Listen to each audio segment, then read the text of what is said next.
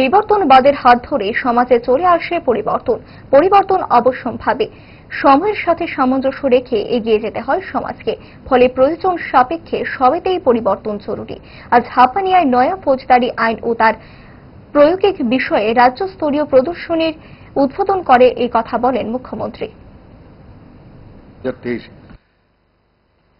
আমি মনে হয় যে আজকের যে প্রদর্শনীতে, এটা একটা প্রদর্শনী বললে ভুল হবে, যে এর মাধ্যমে একটা আই ওপেনার, যে তিনটা আইন আমরা কি কি করতে যাচ্ছি এবং কি হবে আগামী দিনে।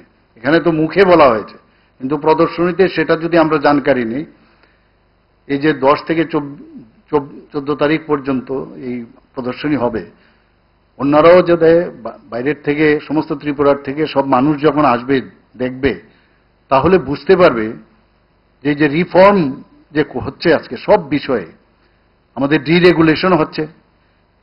এই ব্রিটিশ আমল থেকে কলোনিয়াল যে আইন, সেগুলো আননেসারি পড়েছিল। কেউ এর আগে অনেক সরকার আমরা দেখেছি, আমরাও জানতাম না এতগুলো আইন, যেগুলো অ্যাকচুয়ালি কার্যকরী ক্ষেত্রে কোনো কাজেই আসে না।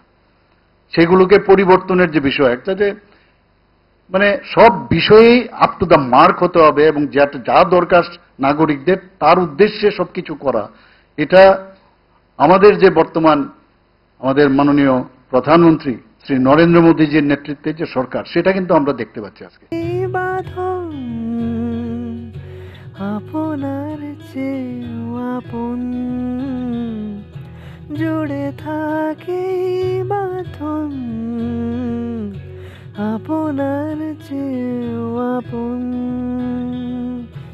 আপনার চেয়েও আপন।